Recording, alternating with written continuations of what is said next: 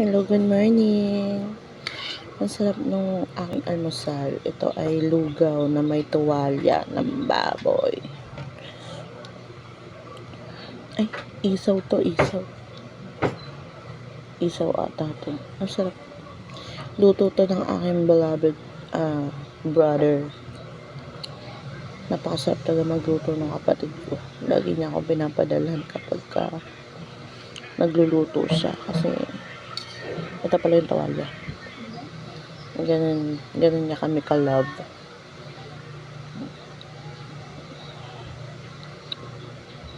Ayan, di ba? Full of love, hindi tinipid. Isaw.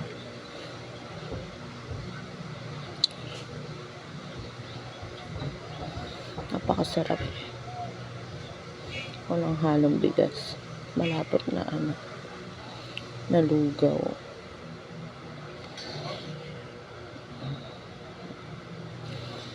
Alam mo, ganyan talaga sa magkakapatid eh. Kung sino yung wala, siya yung bibigyan.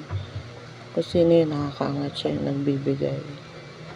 Dapat talaga ng mamahala, nag-uunawaan.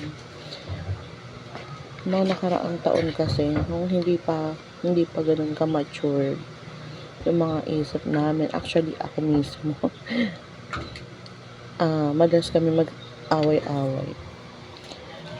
Pero kasi normal lang naman yun sa pamilya. Nag-aaway, hindi nagkakaintindihan, magkakaiba ng point of view. Diba? Normal lang yun.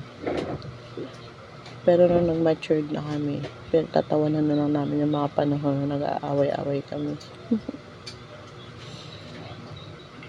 Yan talaga yung buhay. Life is so short. Mas piliin mo nang magmahal kaysa magalit. Diba? Salamat sa pudang na ito. Napakasarap nito. Sana bukas ulit. Araw-araw. Love you, bunso. Salamat sa lugaw.